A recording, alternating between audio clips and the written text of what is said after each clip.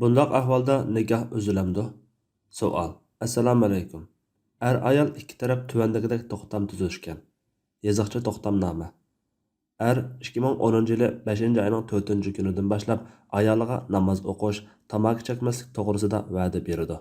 Agar bu va'daga amal qilolmasa, ayoli bilan bo'lgan nikoh uziladi. Ikki tarafning nikoh munosabati mushu shart ostida belgilanadi. Eg'izcha.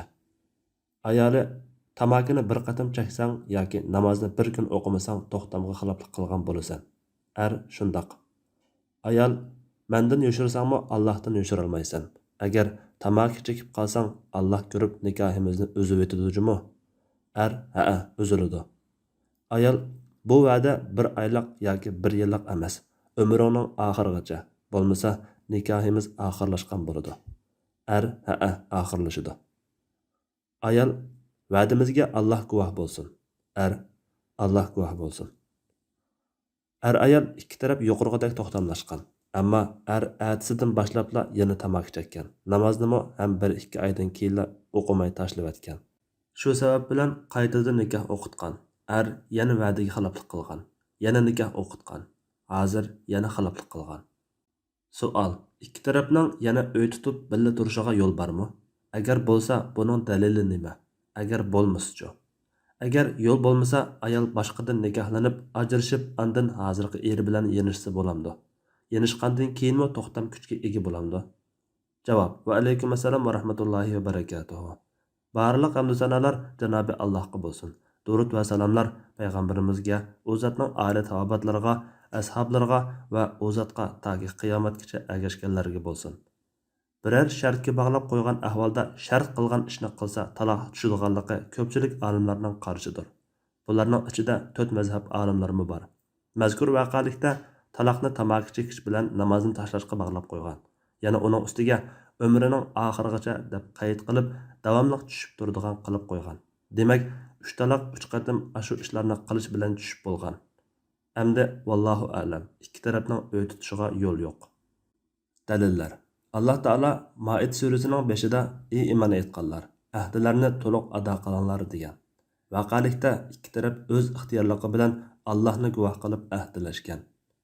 Abul Xayr Uqba ibn Amir radhiyallohu anhudan rivoyat qiladiki, Rasululloh sallallohu alayhi va sallam shartlarning ichida ado qilishinglarga eng tegishliki ayolni nikohlab olgan vaqtinglarda qilgan shartlardir degan.